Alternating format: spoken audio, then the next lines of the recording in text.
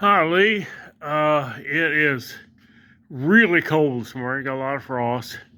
Uh, Last time I looked at the monitor, it said it was 28. Anyway, I'm out here in the garage, and I thought I would go ahead and take a shot of this video of this steering for you.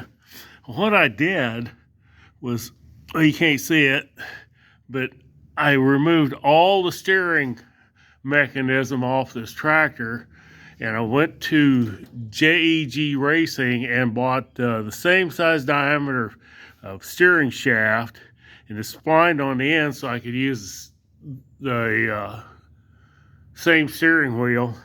And what I did was I had to cut it to length, and I welded that U-joint on, as you can see right there. Yeah, I don't think I welded that one on, but I welded the other side on. And then I went down here and I bought a spline coupling to fit the spline on that rack and pinion. Rack and pinion is 14 inches, and I bought that from a place that sells parts to build dune buggies and stuff. I think you could probably get away with an 11-inch rack and pinion, but you'd have to make your arms a little bit longer. These clevis arms right here. What I did originally is I had a threaded rod, and I had a rod end with a U-joint, ball joint on it, and it pulled them out just almost immediately. So what I ended up doing was making this guy. It's just a couple 1-inch wide by 1/8 inch thick steel plate, and then I used a heavy duty rod nut.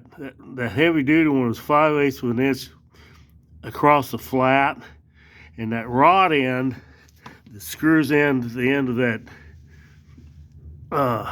rack and pinion is a 3/8 24, and it is 1/2 inch wide at the widest point. So what I did was I took a couple of brass washers and put in there to take up the slack and make it the same width as the 5/8 rod nut. If you use this setup here, make sure you use the heavy duty ones, because when you do this washer take up place here on that rod end, that 5/8 will slide right in there, and it's real easy to clamp. And then I just left a little bit out there on the end so I'd have some adjustment. Straightened up the wheels the best I could from front to back, and then I put it all together and clamped it and then welded it. And this bracket right here, it's just a steel plate that we welded on to the, I think it's a, what is that, 2 1.5 by 4 channel. Welded it on that and put a slot in it so we could slide that up in there. I really don't remember why we put that slot in there, but we did. But here's what I did to the front. I took that 1.5 by 4 channel, I believe it was, and I bored a hole in it so that the bolt would go through the center of that axle. And then I put those straps on it to keep them spreading out, and it's got a bolt that runs across the bottom. I don't know if you can see it or not, but anyway, that's worked out pretty well. But and this is a spindle I ended up having to fix right there, because when that weld broke underneath, they only weld that about halfway around, and when it broke, and when we got ready to load it up on the trailer, this tire right here, it hit and it rolled back toward me and it bent that spindle.